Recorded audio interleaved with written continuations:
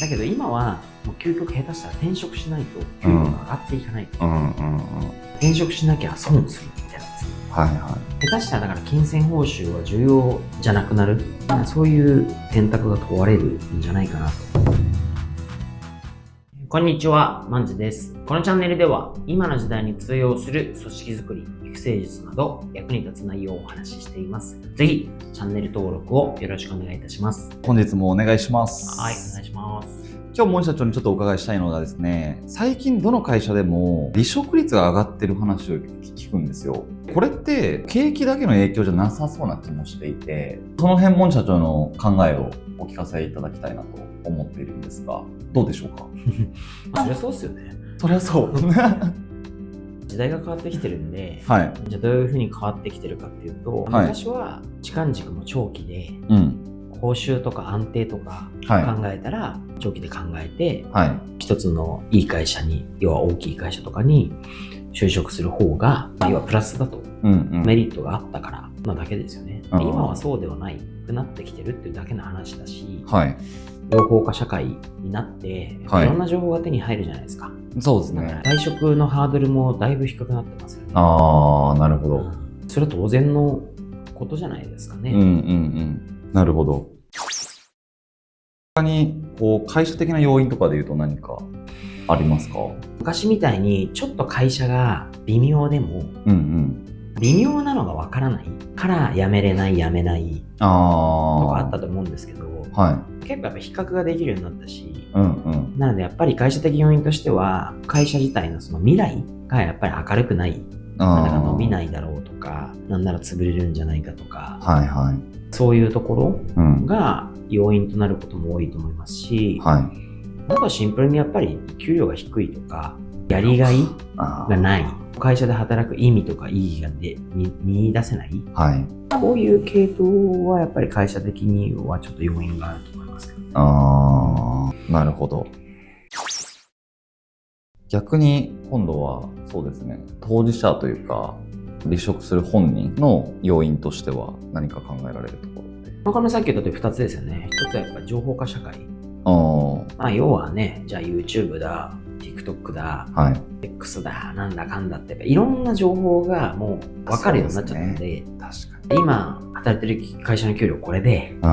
の先この会社ずっと働き続けてる人見ても給料これでとか、分かっちゃうから大体。そうすると他の会社に行った方がこれぐらいもらえてとか、想像が要因になったじゃないですか。確かに。っていうことと、2つ目はやっぱりだから退職のハードル、辞めることが悪いみたいななんか文化若干日本ありましたけど、そういうのはどんどん形骸化してきてるんで、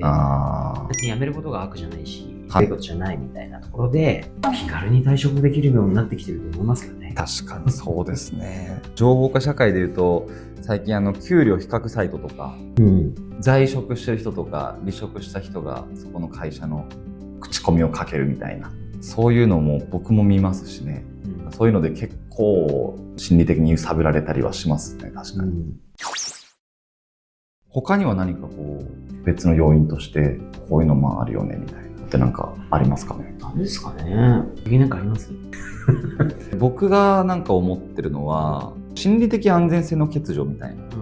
そういうのは現代の人、特に若い人とかはなんか起因してるのかなとは思ったりするんですけどね。いいか悪いか置いといて、やっぱり我慢はできなくなってますよね。要は比べた時に転職するか、今の会社継続するか、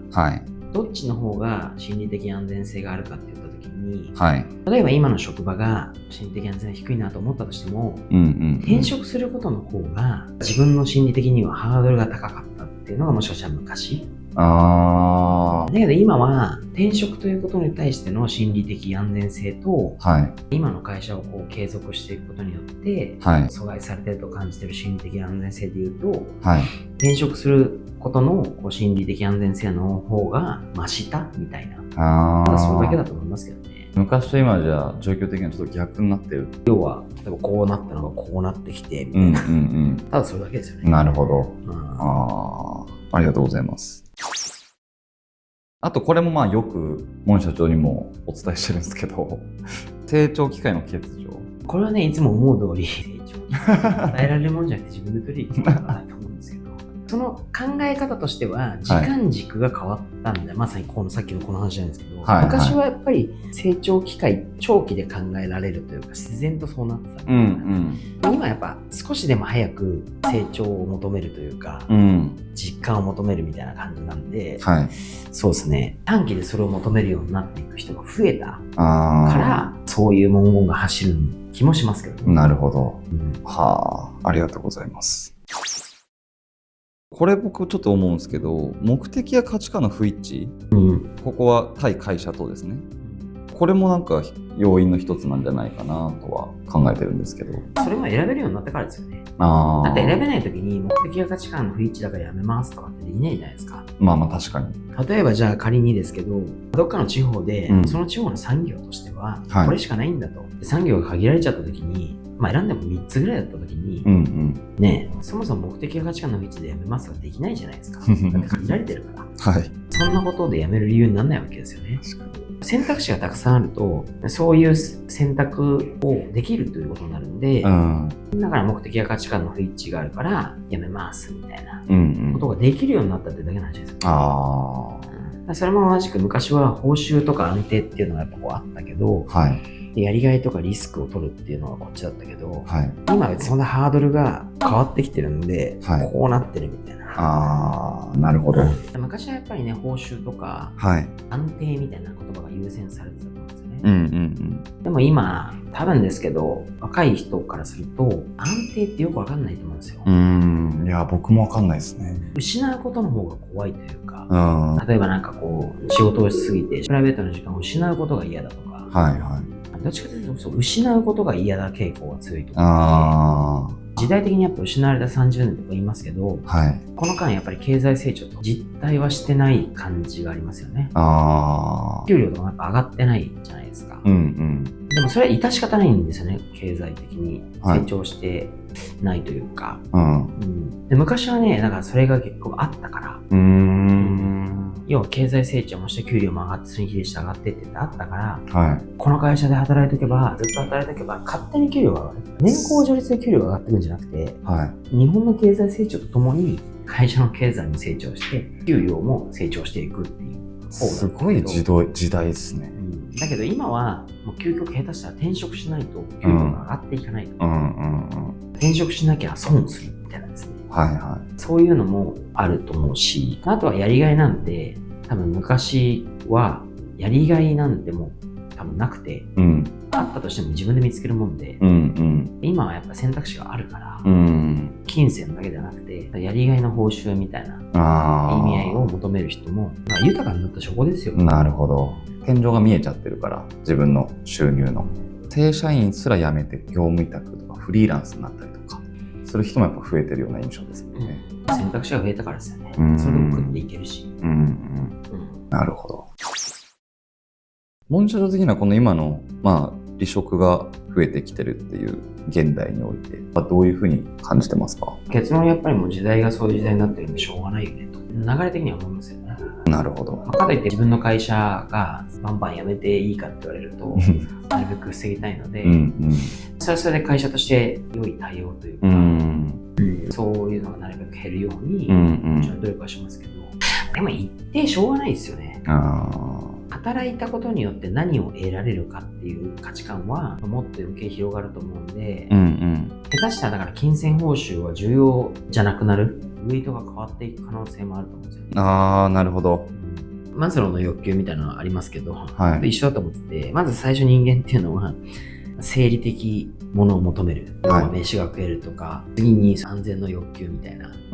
生活をこう継続するという欲求、でその次になんかそのつながりというか社会的欲求みたいな、家族に時間使いたいとか友達に時間使いたいとか、そのように承認欲求があってみたいな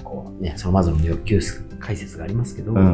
それで言うと日本にいるとか今の時代だったら生理的欲求を満たしてない人っていうのは少なくて、安全の欲求も満たしてる、どっちかというと社会的欲求か承認的欲求、この辺を多分行き来してる人が多いんですよね。ということは別に食えるっていう話なので、今の生活水準は絶対あるという前提を、